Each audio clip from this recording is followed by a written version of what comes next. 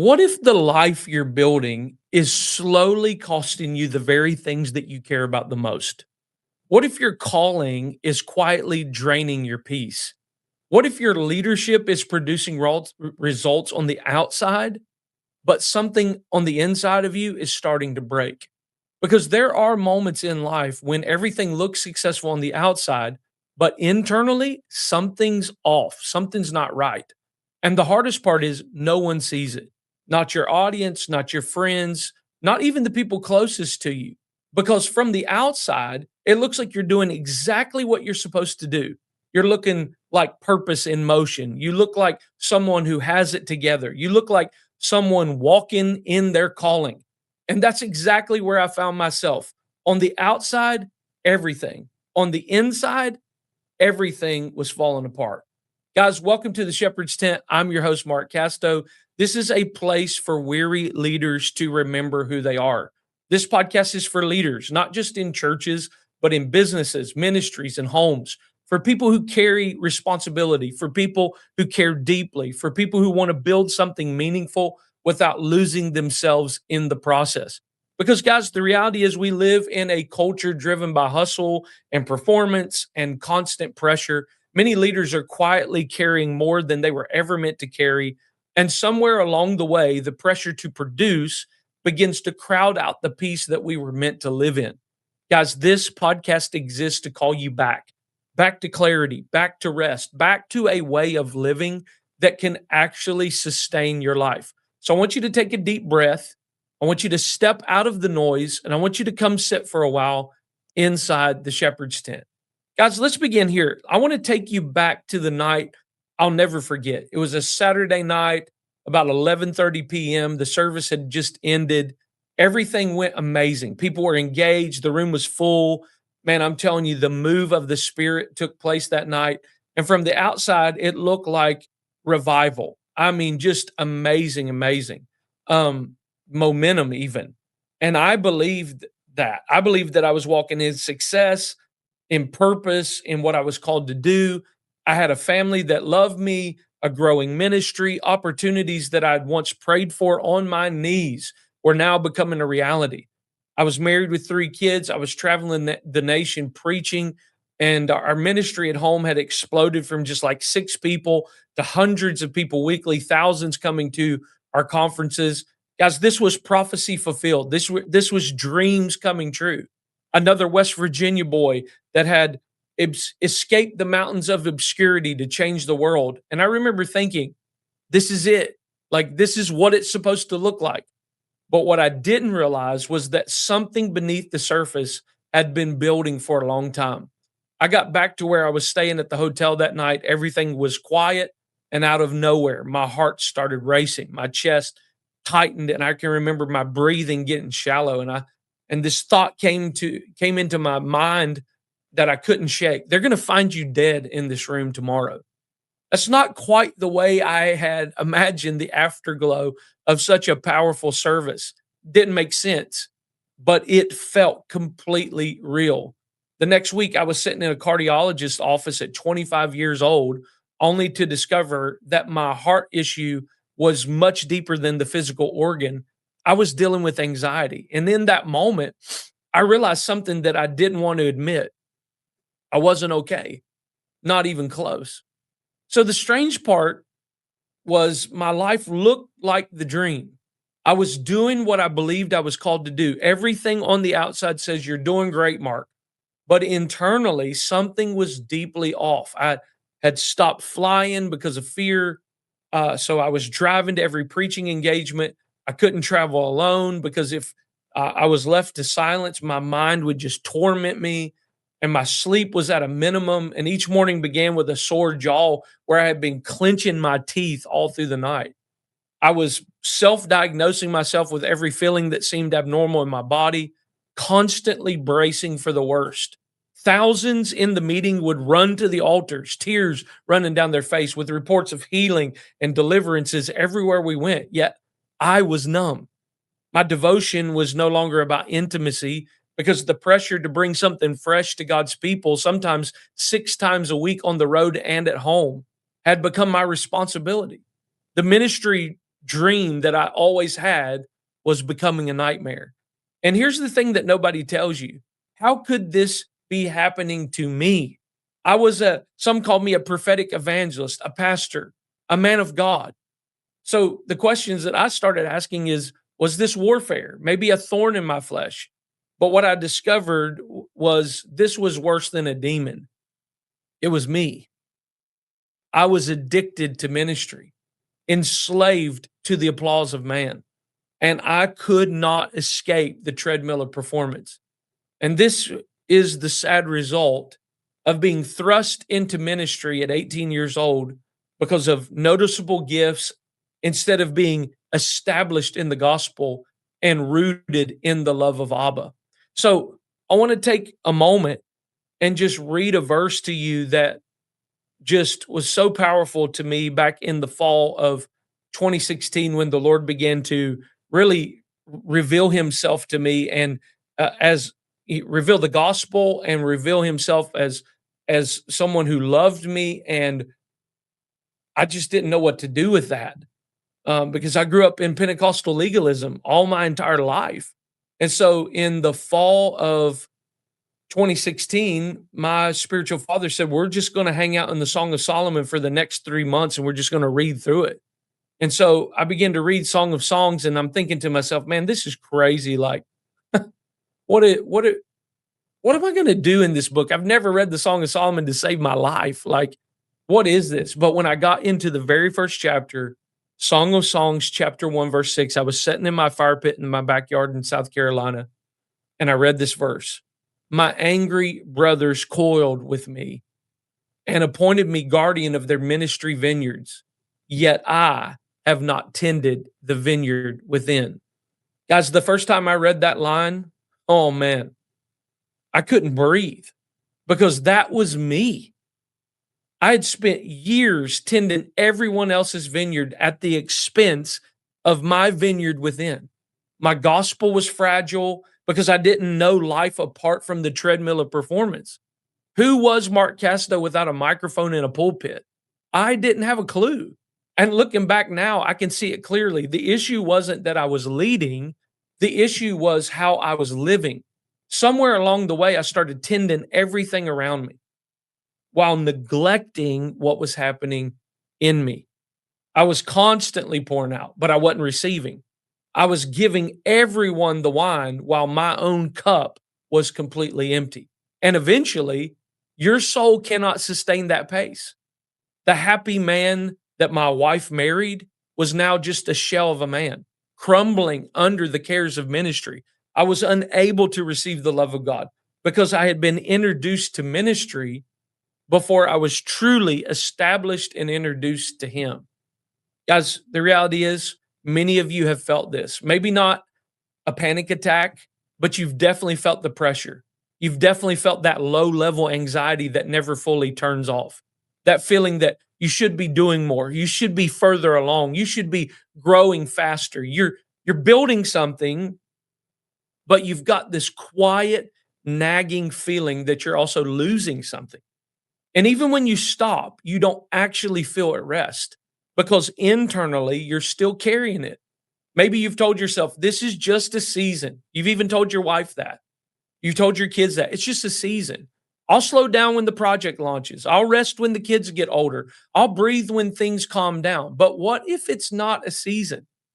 What if it's a way of living that's unsustainable? What if the pace that you're running at was never designed for you to run at permanently? So I want to ask you something, and I want you to sit with it. Is your leadership costing you your soul? Is your calling costing you your family? Because if the answer is yes, something is off, and we need to talk about it. So here's what I began to understand. My problem wasn't just my schedule, it was my identity. And really, it goes beyond identity, it's also the system I was living inside of. The Bible has a name for the system that we've all been swimming in. It's called Babylon. Now, when most people hear that word, they think gold and jewels. But here's what's fascinating about the actual city of Babylon historically, okay? It was located in an arid, flat desert. No forests, no mines, no rock to build with, not even rainfall to raise crops. Yet, through sheer human effort, through the most incredible engineering of its time, they diverted rivers, they built dams, and they created fertile land in the middle of a barren desert. And the spirit of Babylon said, look at what we built. Look what we can do without God. And guys, that spirit is alive today. Babylon represents the hustle culture of today. The belief that if you just grind hard enough, if you just hustle long enough, if you just produce enough, you'll finally arrive. And here's what Babylon does to you. It re-identifies you. It disconnects you from who God says you are and rebuilds your identity around what you do. Guys, you know this is happening when the first question that you ask someone is, what do you do? Not who are you, not what brings you, what causes you to come alive, but what do you produce? Because Babylon has successfully domesticated us. And it worked on me. Somewhere along the way, my value became tied to what I produced, what I built, what I accomplished, what people thought of me. And when that happens, rest feels uncomfortable. Because if your value is tied to your output, then stopping feels like losing value.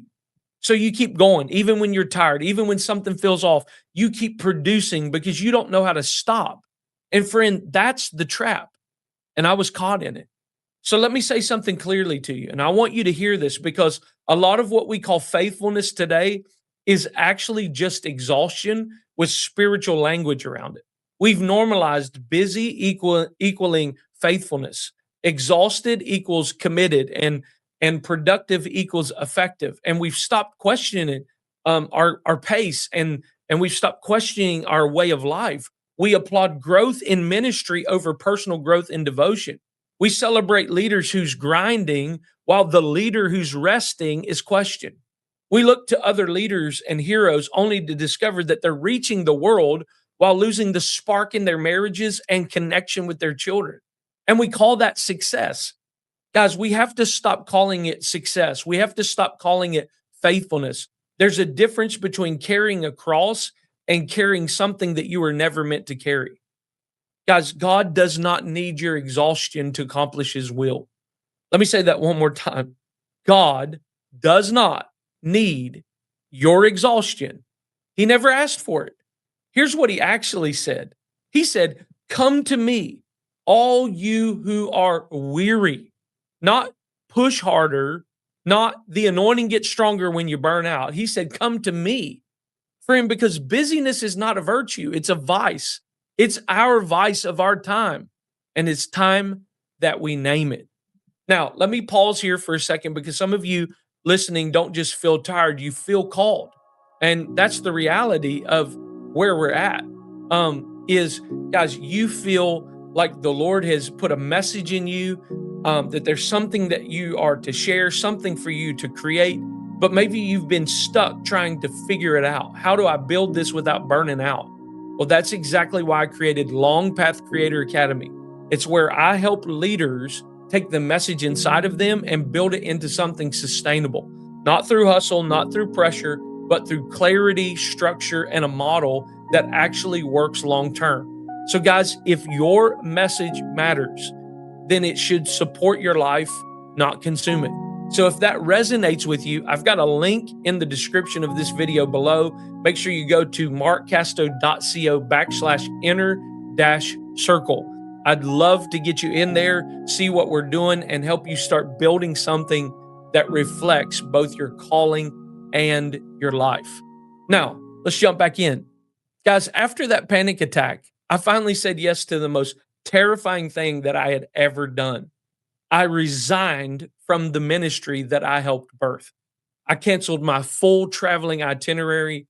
I stepped off the treadmill and I sat in South Carolina with no plan, only an invitation to recover the life of proximity to Jesus. Now, I'll be honest with you, in those early days, I did not know what rest even looked like. I tried to read the word, but my mind was still looking for a sermon. I'd try to pray, but if I sat still long enough, I'd fall asleep. Religion wouldn't even let me admit that I needed rest. So eventually I found myself outside. I'd built a fire pit in our backyard. And in the fall of 2016, that simple fire pit became an altar. And again, I mentioned this earlier, but my spiritual father gave what I believe now was a divine instruction: sit alone 3 months, bathe yourself in the Song of Solomon. And honestly, my first reaction was, the Song of Solomon for 3 months, 8 chapters? Are you kidding me? But the reality is, I had nothing to lose. So every morning, weather permitting, I'd start a fire, sit with my Bible and a book called The Sacred Journey by Brian Simmons, which was a commentary on the Song of Solomon. And I would read a book. I started reading Song of Solomon, a book that I had dismissed my entire spiritual journey. And I found my story within its pages. I found the Shulamite, overworked, exhausted, tending everyone else's vineyard with a complete loss of tenderness and zero confidence. Her story was my story.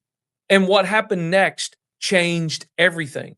I closed my eyes one morning by that fire, and I went into an encounter with the Good Shepherd. And he was walking toward me with his hand outstretched, and he said, "Come take a walk with me." And I looked away in this vision, this encounter, and I saw my vineyard, overgrown, full of thorns, absent of color. And I looked back at Jesus, and I'm like, pointing at the mess of my vineyard. And to my surprise, he didn't change the invitation. He said it again: "Come walk with me." So I took his hand and we began to walk. And as we walked, I told him everything we needed to fix so my garden could be presentable. And I just remember, as I'm like kind of making excuses for why my garden's that way, I remember Jesus just interrupting me in this encounter and saying, "It's okay. Just walk with me and let my Father handle your garden. He's an excellent vine dresser." Man, that encounter shook me to the core. Every day after that, he came to walk with me. And I started noticing, as I would go into more encounters, that the flaws of my vineyard were becoming irrelevant, and things were starting to bud and sprout. But I hadn't done a thing other than take a walk with the Good Shepherd. Guys, those walks were about one thing: convincing me of Abba's love for me, of Christ's love for me. And I want you to know, that was the most uncomfortable thing I had ever experienced. Like, sometimes I tell that story and cry, and sometimes I tell that story and go, if you only knew just how uncomfortable that whole thing was, of learning as a man how to become a bride. Because every time he would speak over me of who he thought I really was, I would meet him with another reason why he should reconsider. I was just like the Shulamite in Song of Songs, chapter 1, verse 5. Jerusalem maidens, in this twilight darkness, I know I'm so unworthy and so in need. You know what the bridegroom king says to her? "Yet you're so lovely." Guys, I didn't know what to do with that. If you grew up like I did in a Pentecostal tradition, you were conditioned by preachers who taught you to see the sin within. We were experts in the fall of man, convinced of God's pleasure over us as a failing Christian, or creation, I should say, failing Christian too. But that's not the Jesus that I met. That's not the bridegroom king that I met in the Song of Songs. The shepherd king refused to agree with her self-accusations. And I realized the shepherd king refused to agree with my self-accusations. And one day, I remember just sitting there thinking about all the things that I needed to fix in my life, and he interrupted my pity with a thundering statement: "You will never talk me out of loving you." In that moment, the tears began to flow for hours. Wave after wave of the love of God came crashing into my world. And I knew right then I'd never be able to win that argument with Jesus. He loves me for me. He loves you for you, not for what I do for him, or not for what you do for him, not for how much you produce, not for how clean your vineyard looks, just you. And I want you to hear me say this because you need it. you will never talk him out of loving you either. Okay. So now I want to teach you something because here's where most people get it wrong. Like, we think rest is something that we do after we've finished all the other important things. We think rest is a reward for productivity. We think rest is what you do at the end of a long week, on a vacation, in retirement. But that's not what the scriptures teach. Matter of fact, if you go over and look at Hebrews chapter 4, the writer tells us to strive for one specific thing: rest. Strive for rest? That makes sense. It almost seems contradictory. But the reality is, what's really being said here is if there's one thing worth using your effort to attain, use it to pursue the rest God has already provided for you. Friend, I want to say something to you. Rest is not optional. Rest is not a luxury. Rest is a mighty tool in the process of growth and maturity. In fact, rest is an act of worship. If you just look at the life of Jesus, Jesus had a lifestyle of rest despite all of the activity in his life. He modeled spiritual rest by being alone with his Father often. He took early morning times for prayer. He slept through storms. He called his disciples away for times of rest, as he wasn't running in reaction to the chaos of his day. He wasn't pulled into the urgency of every hour. If that were true, Lazarus would never have been dead for 4 days.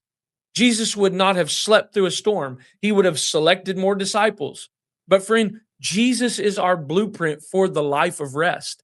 In Matthew 11:28, one of the most powerful invitations in all of Scripture says this: "Come to me, get away with me, and you'll recover your life." I'll show you how to take a real rest. This is in the Message translation. Walk with me and work with me. Watch how I do it. Learn the unforced rhythms of grace. Friend, pay attention to that language. Unforced rhythms. That's what I had never learned. My rhythms were all forced, pressure driven, expectation driven, performance driven. And Jesus was inviting me into a different way, a way not in what I could produce, but in who he is. So I want to take you into one more story before we close, because I think it really holds a key to everything that we've been talking about. I know everybody knows the story of Noah, but I want you to hear something that you may have missed. So in the days of Noah, the world was operating in full chaos. People were eating and drinking and being merry in the earth, but then on the flip side, the earth was filled with violence and injustice. Humanity had become wicked to the point that all they thought about, the scripture says, was doing evil. Sound familiar? And in the middle of all that chaos, God had a plan. He called a man named Noah. And here's the thing that most people skip over. In Hebrew, the name Noah means rest. God called a man named Rest and gave him the blueprints that would save the world. And this is not primarily a story about Noah. It's a story about what Noah found. So if you go into Genesis chapter 6, verse 8, Noah found grace in the eyes of the Lord. In the middle of a world of chaos and wickedness, one man lifted his eyes high enough to find grace. And that place of intimate rest with God birthed the blueprints to save the human race. Guys, I believe that's still the assignment today. The world doesn't need more reactionary leaders. The world doesn't need more people scrolling headlines, reposting outrage, and performing solutions that aren't rooted in anything real. The world needs leaders who have found grace in the eyes of the Lord, leaders who are so rooted in rest that they can build with eternal blueprints. Even when the floodwaters are rising, that's what we're building here. That's what this is about. That season for me of the fall of 2016 by the fire, that season of walking with the shepherd, that season of learning what rest actually was, it wasn't just a breaking point. It was an invitation. And out of, and guys, I can say this honestly, out of that invitation, the shepherd's tent was born. Song of Songs, chapter 1, verse 8 says, Listen, my radiant one, if you ever lose sight of me, just follow in my footsteps where I lead my lovers. Come with your burdens and cares. Come to the place near the sanctuary of my shepherds. That's the shepherd's tent. It's a place for those who feel unworthy and dark and dry. It's a place of healing, not harshness. It's a place where you can find the pace of peace and where interior gardens can once again flourish. This is the place where colorless, exhausted Shulamites once again become radiant brides. It's a place absent of the busyness of Babylon, so you can get rooted in a life of rest and peace. The shepherd's tent is not just a podcast. It wasn't just a church that we launched in Covington, Georgia years ago. It's a posture. It's a way of living. It's a declaration that you are done being driven and you're ready to be restored and led by Holy Spirit. A place where you don't have to perform, a place where you can bring your whole self and remember who you are. And I want to end this podcast today with this, and I hope this will really hit you hard. And I pray that you'll let this land. Ephesians chapter 3, verse 17 says, "Then by constantly using your faith, the life of Christ will be released deep inside you, and the resting place of his love will become the very source and root of your life." Guys, the resting place of his love, not the striving place, not the performing place, but the resting place. Friend, true rest begins when we are so convinced of his love that we no longer question his care. You can be absolutely confident that he cares about whatever you're going through. He cares about your health. He cares about your finances. He cares about your family. He cares about your business. He cares about your calling. Matthew 10:29 says, he knows when even a single sparrow falls. Aren't you worth much more to God than many sparrows? So don't worry, for your Father cares deeply about even the smallest detail of your life. And look, I know some of you carry an image that makes that hard to believe. I did too. I was raised to look at a God that was bloodthirsty, lightning bolts in his hand that looked more like Zeus than Christ. I was raised to know God as one ready to strike down sinners, a God who was pleased when I was producing and silent when I was struggling. But that is not the God of Scripture. Lamentations chapter 3, verse 22 says this, "The faithful love of the Lord never ends. His mercies never cease. Great is his faithfulness. His mercies begin afresh each morning." Every morning, guys. Not when you've earned it, not when your vineyard is presentable. Every single morning, Abba cares for you. And when you really believe that, everything begins to change. Now, before we close, I want to speak to those of you who feel this deeply. If this message resonates with you, if you know leaders who need this, I want to invite you to help us build the Shepherd's Tent. It's not just a podcast.